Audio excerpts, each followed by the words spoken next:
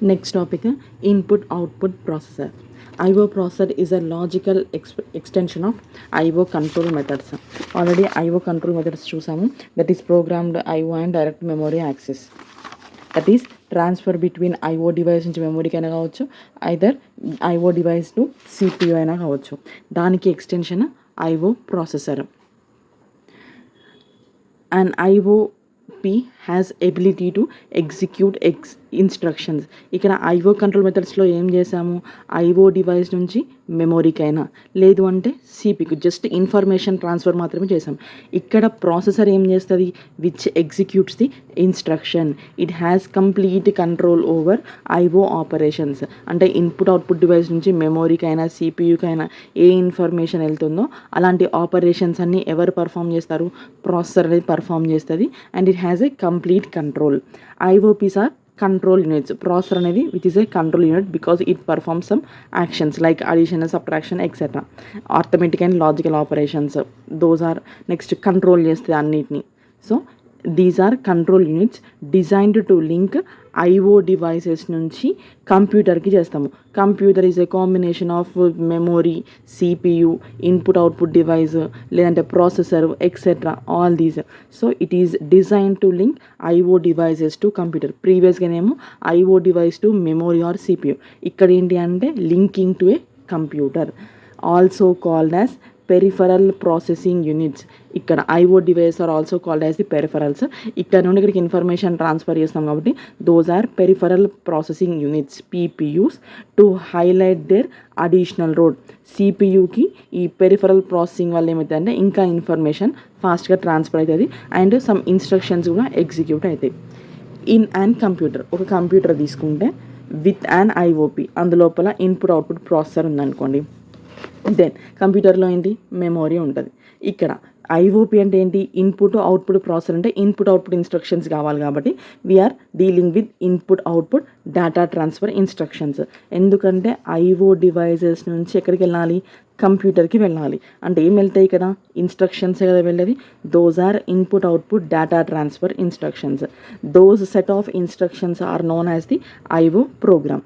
This IO program is stored in the main memory. This memory is belonging to the computer. So in a computer with an IOP అంటే input output ప్రాసెసర్ని తీసుకున్నాం అనుకోండి. IO data transfer instructions contained in an IO programs that are stored in the memory are fetched and executed by processor. మెమొరీలో ఉన్న instructions like ఇప్పుడు ఇక్కడ ఒక image ఉంది, ఈ ఇమేజ్ని కంప్యూటర్ మీద డిస్ప్లే చేయాలనుకోండి. దెన్ మనకి ఏం కావాలి, సమ్ సెట్ ఆఫ్ ఇన్స్ట్రక్షన్స్ కావాలి కదా. Those instructions are processed by the input output processor. A typical IOP instruction of form.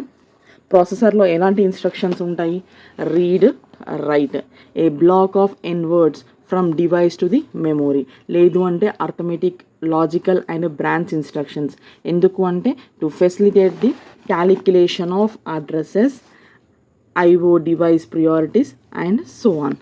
Next ఇంకా ఏముంటాయి అంటే these are executed by IO devices. IO device ఇంకేం ఇన్స్ట్రక్షన్స్ ఉంటాయంటే రివైండ్ ఫర్ మ్యాగ్నెటిక్ టేప్. మనము పాతకాలం ఇట్లా ఉంటాయి కదా, రౌండ్వి ఉంటాయి, సమ్ ఏదో అంటారు, ఇలా టేప్ రికార్డర్ ఇట్లా రౌండ్వి ఉంటాయి. Those are magnetic tapes. అవి పెట్టినాం అనుకోండి, that has a option rewind. Next seek address, మనకు అడ్రస్ కావాలి అంటే that is from the hard disc.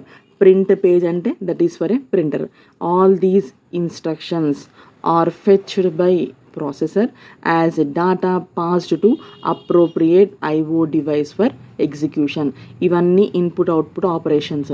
ఇవన్నీ ఎవరు పర్ఫామ్ చేస్తారు, ఇన్పుట్ అవుట్పుట్ ప్రాసెసర్ పర్ఫామ్ చేస్తాయి.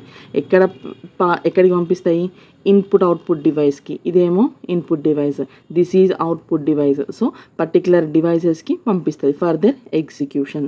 The essential structure of a system containing and IOP. మనం ఏమంటున్నాము, మెయిన్ మెమొరీలో ఐఓపి ఉందనుకోండి, CPU with the combination of IOP. Next CPU, IOP. Next IO bus. Input output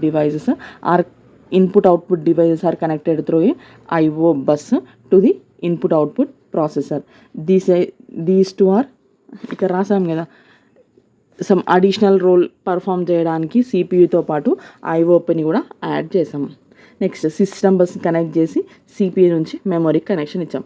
యాక్చువల్గా అయితే సిపియు మెమొరీ ఉంటాయి, but ఇక్కడ ఏంటి మనకి ఇన్ఫర్మేషన్ ఐఓ డివైస్ నుంచి సిపియుకి రావాలి అంటే ఫస్ట్ ఐఓ డివైస్ నుంచి రావాలి అంటే there we are using processor. So processor అనేది ఏది సెలెక్ట్ చేయాలనేది చేసి అక్కడ నుంచి ఇన్ఫర్మేషన్ ఎక్కడ పంపిస్తుంది సిపియుకి. దెన్ ఏమైనా ఇన్ఫర్మేషన్ స్టోర్ చేయాలి అంటే మెయిన్ మెమరీలో స్టోర్ చేస్తాం. బట్ హియర్ మెయిన్ మెమరీలో సిపియు ప్రోగ్రామ్స్తో పాటుగా ఐఓపి ప్రోగ్రామ్స్ని కూడా స్టోర్ చేయాలి. Here some of the lines, bus lines. This is a computer containing and input output processor.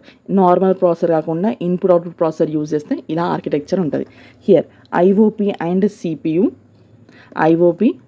CPU share access to common memory. రెండు same మెమరీని access చేస్తున్నాయి via system bus. Like some wires లాగా ఉంటాయి. వైర్స్ని connect చేసినట్టు చేస్తే information అనేది ఇక్కడి నుంచి ఇక్కడికి ట్రాన్స్ఫర్ అవుతుంది. Stores separate programs for execution by CPU. CPU నుంచి వచ్చిన ప్రోగ్రామ్స్ని ఇక్కడ స్టోర్ చేస్తుంది, ఐఓపి నుంచి వచ్చిన ప్రోగ్రామ్స్ని ఐఓపిలో స్టోర్ చేస్తుంది. It also contains and communication region. Here communication region, that is input output communication region for passing information in the form of messages between two processors. ఈ టూ ప్రాసెసర్స్కి ఇన్ఫర్మేషన్ పంపాలి అంటే then we use the common input output processor and CPU communication region for passing information in the form of messages between two processors. ఈ two ప్రాసెసర్స్కి information పంపాలి అంటే common information ఇక్కడ ఉంటుంది. CPU and IOP also communicate with each other directly via control lines. ఇక్కడ control lines ఉన్నాయి కదా, 4 lines. ఈ కంట్రోల్ లైన్స్ నుంచి ఇన్ఫర్మేషన్ ఇక్కడ నుంచి ఇక్కడికి పాస్ అవుతుంది. DMA acknowledgement is used for judging system bus between two processors. ఇక్కడ అక్నాలెడ్జ్మెంట్ అంటే ఇక్కడికి ఇన్ఫర్మేషన్ పంపడానికి we use DMA acknowledgement. CPU can attract IOP's attention by executing an IO instruction like start IO by activating attention line. CPU IOPని attract చేయాలనుకోండి, that means it ఇన్ఫర్మేషన్ని ఇక్కడ తీసుకోవాలి అంటే it executes and IO instruction. A instruction అంటే that is attention అనే instruction. First ఏం చేయాలి, స్టార్ట్ ఐఓ. ఫస్ట్ ఈ ఐఓని స్టార్ట్ చేయమని చెప్పాలి, డివైజెస్ని స్టార్ట్ చేయమని చెప్పి then activates the attention line. Then information ఇక్కడ నుండి సిపియుకి అనేది వస్తుంది. IOP executes IOP program. This input output processor executes the programs. ఈ ప్రోగ్రామ్స్ని ఎగ్జిక్యూట్ చేస్తుంది. It's specifications are placed in the IOCR communication area. ఈ ప్రాసెసర్ అనేది ఈ ప్రోగ్రామ్స్ని మాత్రమే ఎగ్జిక్యూట్ చేసి ఆ వచ్చిన స్పెసిఫికేషన్స్ అన్ని ఎక్కడ స్టోర్ చేస్తుంది ఈ కమ్యూనికేషన్ రీజియన్లో స్టోర్ చేస్తుంది.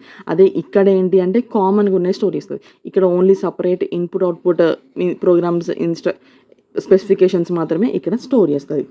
సిమిలర్గా ఐఓపి సిపియు నుంచి ఇన్ఫర్మేషన్ తీసుకోవాలనుకోండి, IOP attracts CPU attention by activating an interrupt request line.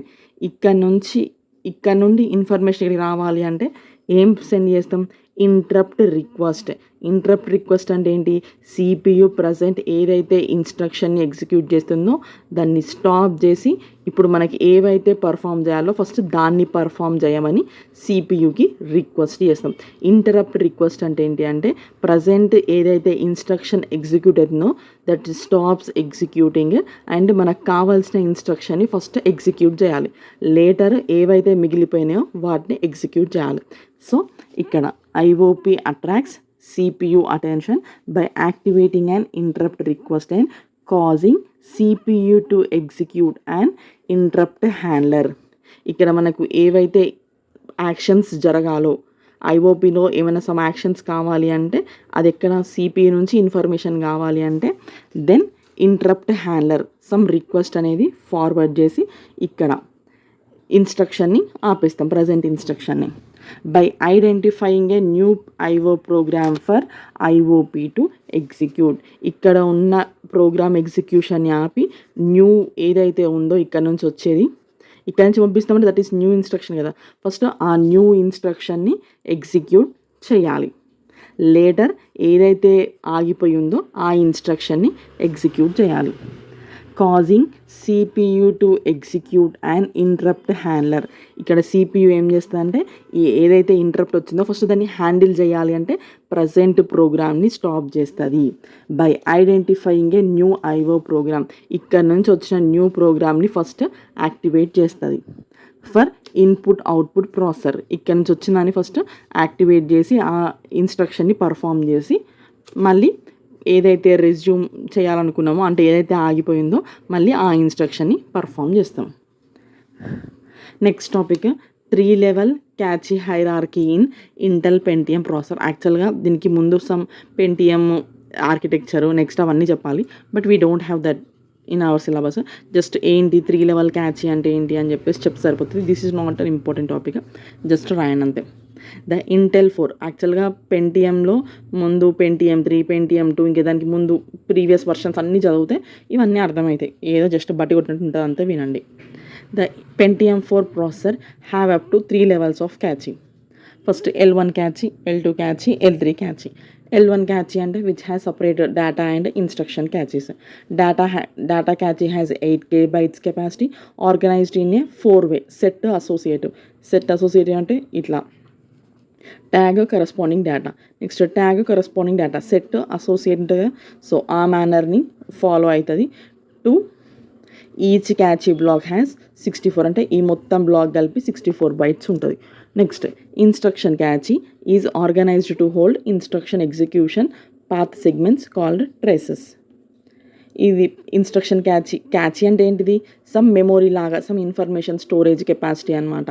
Main memory ఎట్లా అలా క్యాచీ మెమొరీ, బట్ ఇది క్యాచీ ఏంటి అంటే which has less size, whereas main memory has high size. కాబట్టి cache role just temporary basis కోసం మనం ఇది క్యాచీని యూజ్ చేస్తాం. సో ఇన్స్ట్రక్షన్ క్యాచీ ఏం చేస్తుంది, ఇన్స్ట్రక్షన్స్ ఏవైతే ఎగ్జిక్యూట్ చేయాలనో వాటిని హోల్డ్ చేస్తుంది. Those segments are called as the traces and each and trace cache is used to describe the strategy. Trace cache అని ఇవి ట్రేసెస్ అన్నాం, దట్ క్యాచీ ఈజ్ ఏం చేస్తుంది అంటే దీని స్ట్రాటజీని డిస్క్రైబ్ చేస్తుంది. Trace cache consist of 12K micro operations. Integer data can be accessed from data cache in 2 clock cycles. Data క్యాచీలో ఇంటీజర్ డేటాను మాత్రమే యాక్సెస్ చేయొచ్చు in 2 clock cycles. In Pentium 4 chips data can be accessed less than 2 nanoseconds. ఇంత తక్కువ టైంలో మనం information access చేయొచ్చు. The instruction cache doesn't hold normal machine instructions, instead it holds decoded version of instructions. Next, L2 catchy. It is a unified catchy with a capacity of 256K bytes organized in a 8-way set associative. 8-way అంటే ఒక లైన్లో 8 1 next tag data అట్లా 8 times ఉంటుంది. 8-way set associative manner to access 128 bytes each blocks.